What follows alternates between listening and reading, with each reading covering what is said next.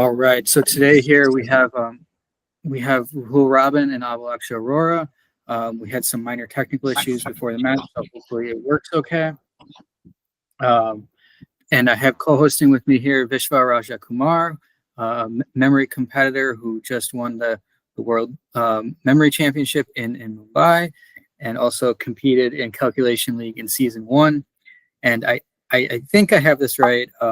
Hopefully, I think you just got recently got an impressive win against Alex Mullen in Memory League. Do I have that right?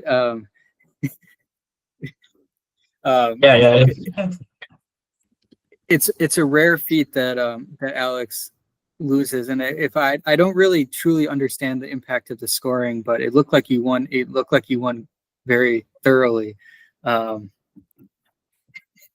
Yeah, actually, I used to play a lot of games with him, but I lose most of the games. I just won him like 3 times, but that's impressive feat that I mean, winning against him is really hard. So I feel very happy to beat him. Yeah. Okay. So obviously you have mental calculation, some background. If I recall correctly, you're pretty good at cross multiplication, and you can you're comfortable doing the bigger cross multiplication questions. Yeah. Yeah. So, but I while they're starting here, are you familiar with what I can give you a summary of like our season 3 format really quickly if you're not that familiar with it. So they have little mini sets. Each set is going to be 5 minutes. In each Okay. set they get 3 different kinds of formats. Some of the formats are like identical every question, but some of them change a little bit. So they have one multi-operation question, which is what's on the screen right now. It's just a mix of numbers and operations. They have one standard task, which is going to be just addition or multiplication or square roots or division. And then they have one complex task. And the complex task could be, there's a long list of different complex tasks they could get. And so they do that for 5 minutes. At the end of the set, they get shown the 3 randomly selected tasks for the next set. The loser of the set has an option to randomize one or all of them. And then it's first one to win 5 sets wins the match, maximum of 9 sets. So Rahul and Abhilakshya, they finished 4th and 5th place when you competed in season 1. Rahul got 4th place again last season, and right now he's likely to get 4th place this season again. Abhilakshya is likely to end up playing me for 5th place sometime in the next 2 weeks. They did play. They played once before. It was in season 1 playoffs. The match was so close that it lasted for 90 minutes. And they were very, very tired. And but it was one of the closest matches ever. But so before focusing on the match, they have some very difficult questions on this set, and it's a little bit slow. So I want to ask you some questions about just your training for memory and sort of thoughts you have on brain training or mind sport training in general. But and then also, so I'm interested. What does your competition schedule look like as a memory competitor? What competitions have you done in the last 12 months or so? What are the big competitions? Which ones are considered the most important? And like, tell me anything about what the competition schedule calendar looks like for a memory competitor. Okay, so people usually compete in different formats. Let's say Memory League is one format, and the traditional format is one thing. So Memory League competitors usually compete like 7 competitions in a year. So every year there will be like 3 league competitions online and 3 slam competitions. So both are like important competitions, and we have to compete in all 6 competitions. And whoever gets higher higher points, they'd be allocated in the world rankings. And according to the world rankings, the top 16 athletes will be qualified to the World Championship in Memory League, which is also taking place online. So this is one format. Other than this, coming to the traditional format, every year they used to have a lot of competitions. And more importantly, we have 2 World Championships happening in a traditional format every year. So which mean three world championships in happen every year in memory league. In memory sports alone. So considering my competitions this year, I can tell. So usually people prefer to go to the competitions they actually wanted to. So my competition schedule I can tell this year, so you can get some idea. So January month I participated in the Memory League World Championship, which I won, and then I participated in the Slam competition, which happened in May month. I lost it in the semifinals, and then I participated in another slam which happened in a month of September. I once again lost the competition in the semifinals, and the month of August I went to Indonesia for the Indonesian Open, which is a traditional format competition. And September month I went to Philippines for the traditional format Philippine Nationals, and I won the competition there. Then in the month of October, I participated in the Indian Nationals. I won the competition, which is also traditional format. And in November, I participated the World Cup, which happened in now Mumbai. It is also the traditional format, and I won it. And the next week, I went to Hyderabad for the Asian Open Memorial Championship. I also won it. Then my competitions next month is like once again the World Championship is happening in Vietnam, which is also a traditional format. So I'd be going there, and after that, in the month of January, I'd be participating in the Memory League World Championship once again.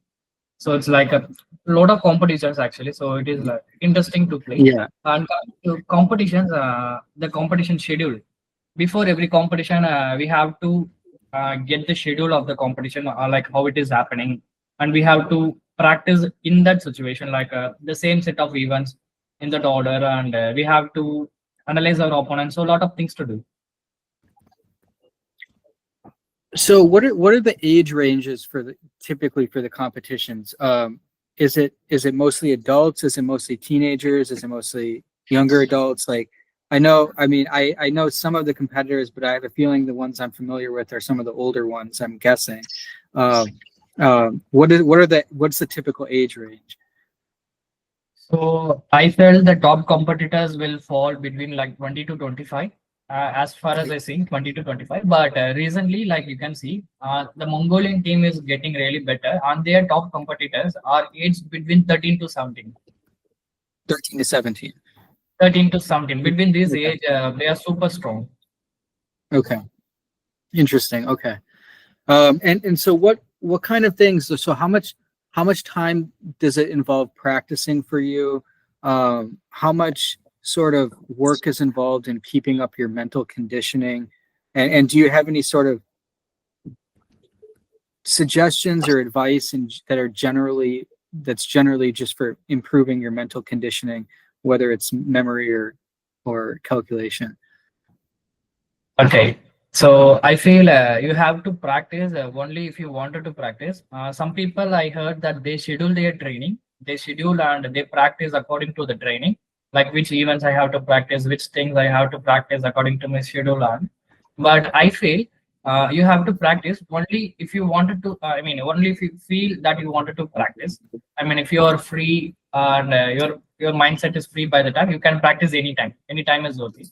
And also depending considering the hours of practice, it also depends on your mood.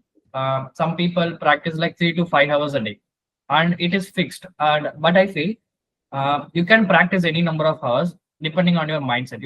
Like let's say I am happy today, I have a good somewhat a positive mindset today, so I can practice like 3 to 4 hours today. So the next day I may not have a good mindset, so I may not train, and sometimes I may train only 30 minutes. So it depends. So I think like freestyle kind of training is more better, I guess, rather than a scheduled one. Okay. You took a break relatively recently because for academic purposes, right? How much how much how much how much does taking a break sort of result in your skills declining? How much time does it take to get back to your top performance? Yeah. So taking a break sometimes in memory sports is like a after you take a break, when you start competing, you may feel a bit slow. I mean, a bit slow. But as you know, memory sports is a bit easier than mental calculation. You can gain the speed very, very faster. Like within like 1 or 2 days, you can get to the back, get back to the whole speed. So, like you can take any long break, so it doesn't matter. But also, there's one more interesting thing. Considering the systems you use, for example, cards and numbers. Cards and numbers are use a basic system. So basic system is typically like 52 images for cards and 100 images for numbers. So even if you take a break, even a year, let's say I didn't practice for a year, whole year, and when I come, I can get back to my speed within a day. But let's say the complex system users, let's say Alex is using a complex system for numbers. We have 1,000 images for numbers, and for cards, we have like 1,350 images. So that many images is too hard to practice. Let's say he take a break for 1 year. If he come back again, it would be a bit difficult for him to focus. So breaks are okay, but it also depends on which system we use and how we do drills in it.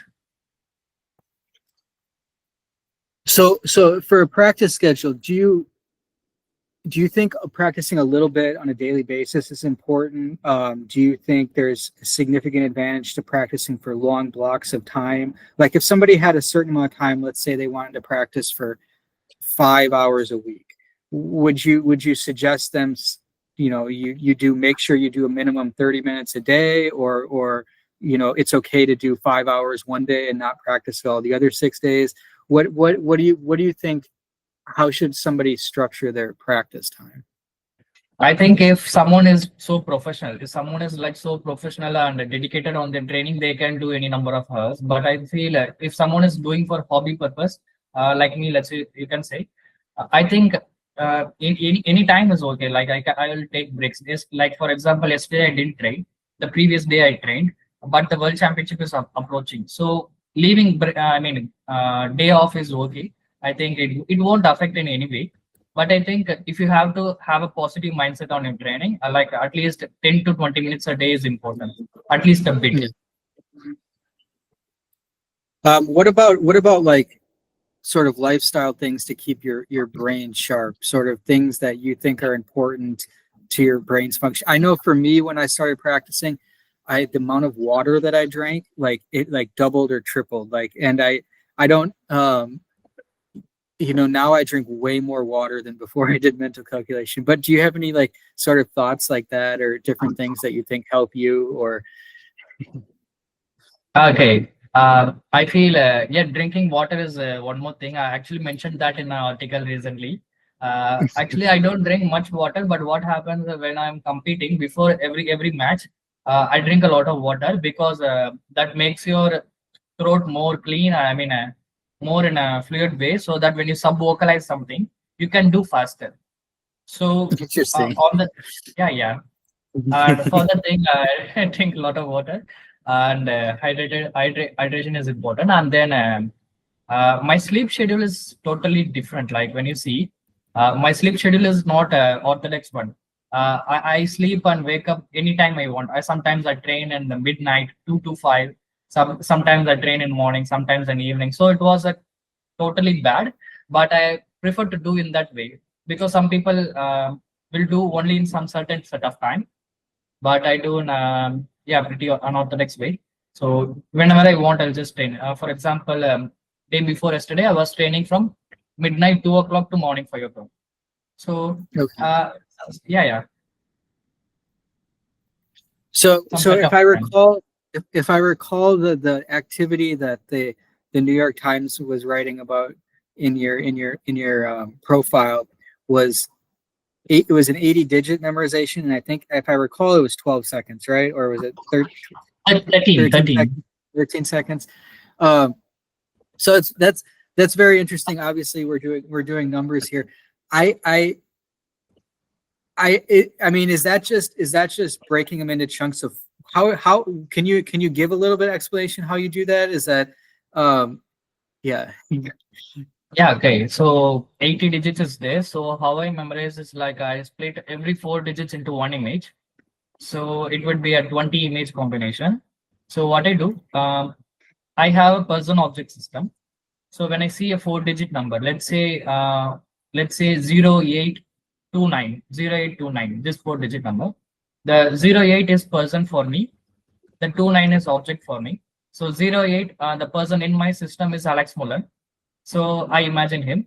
And the 29 object is a bag. So I imagine Alex Mullen is wearing a bag. This is image number one. Likewise, for every set of 4 digits, I'll be making an image. And as you know, I put that in memory palace.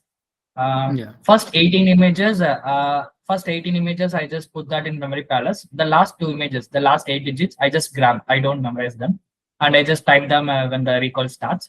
So 18 image, and I'll just try to go faster. Go faster, the image would be clear. So pushing faster is one key. I think, yeah, 13 is pretty good, and Alex hold the world record for this, 11 seconds. Yeah. Yeah. So I to what extent, I mean, this is a really difficult question, but how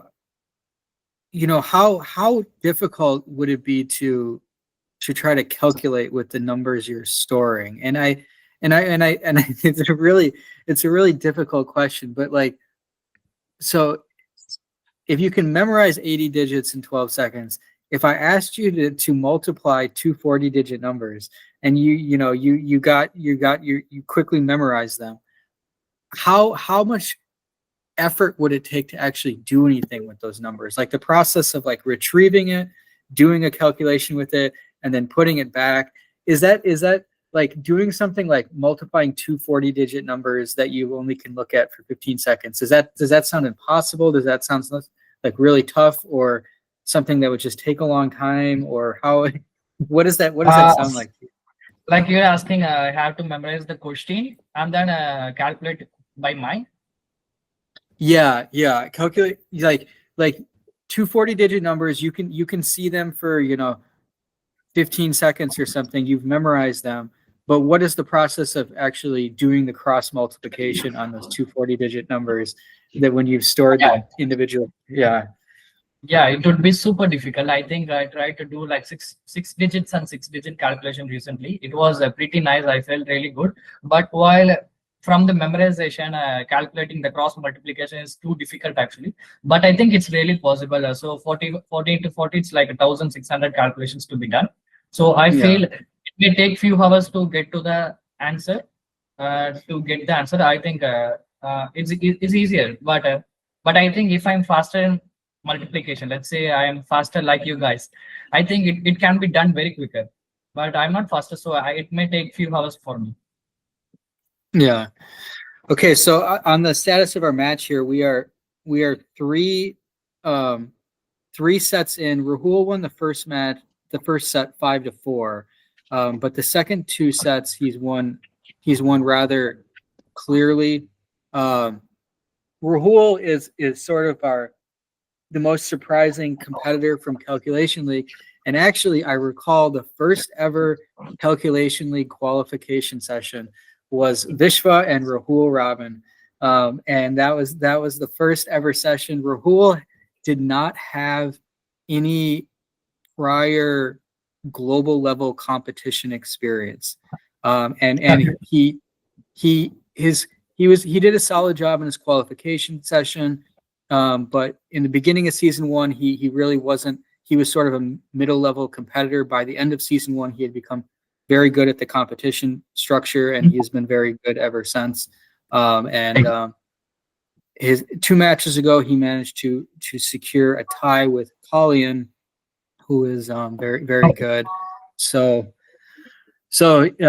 yeah, he has become very good. He has a very strong visualization. Like he is like some mental calculators.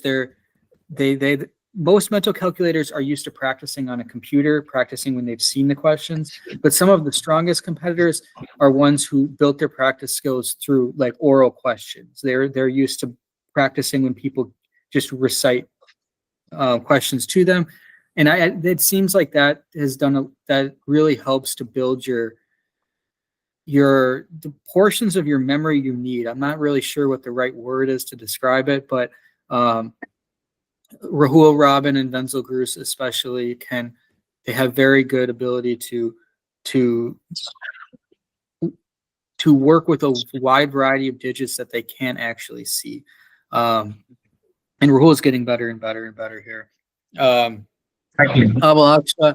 Abhilakshya is when Rahul is in his early 30s. Abhilakshya is 18, I believe. He won the junior mental calculation world championship 3 times in a row. He is right now very, very busy with academics and university preparation. And he did not participate last season, but he did participate this season. He's done well. Obviously, he made it to the finals, but he's not practicing as much as he did at some points in the past. And this keeps popping up here. Okay.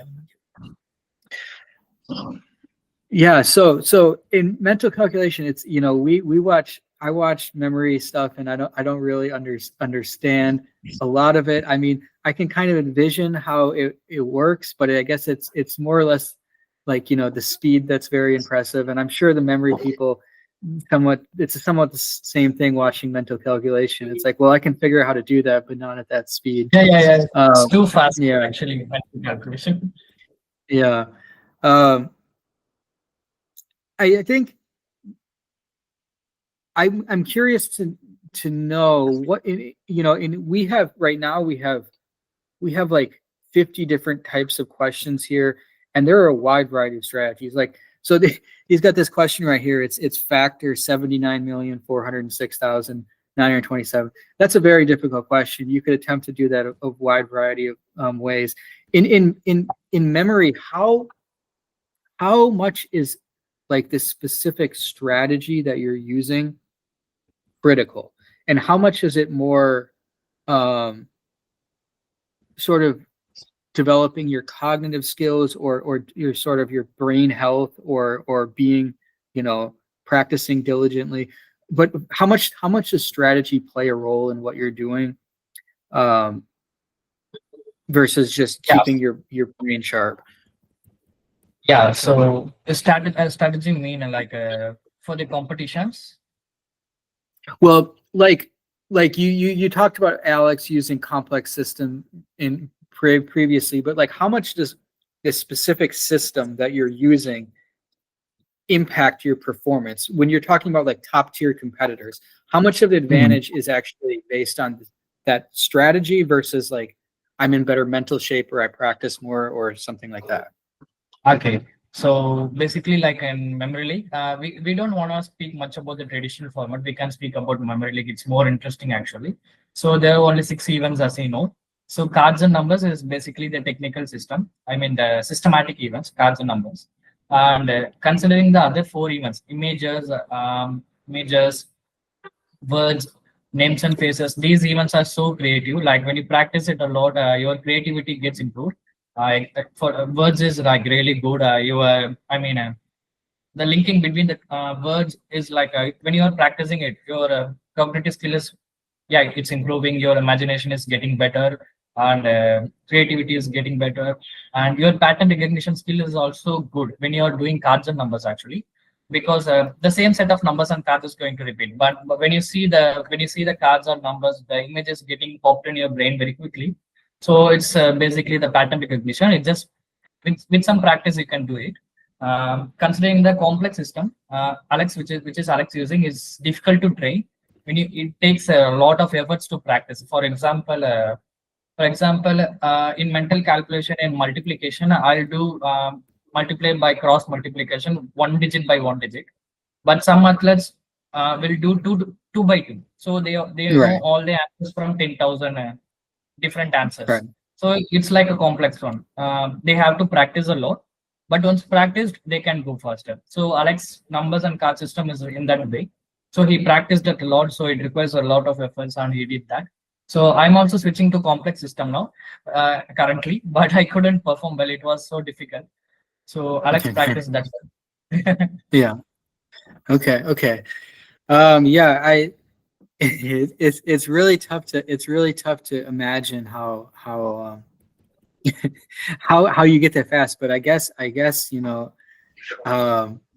I guess there's a lot of memory competitors, so there's a lot of people who are competing at a high level. What I recall something in the past. I don't know if I think I read an article where Alex was joking about like forgetting stuff in daily life, like he couldn't remember where he puts his car keys or something.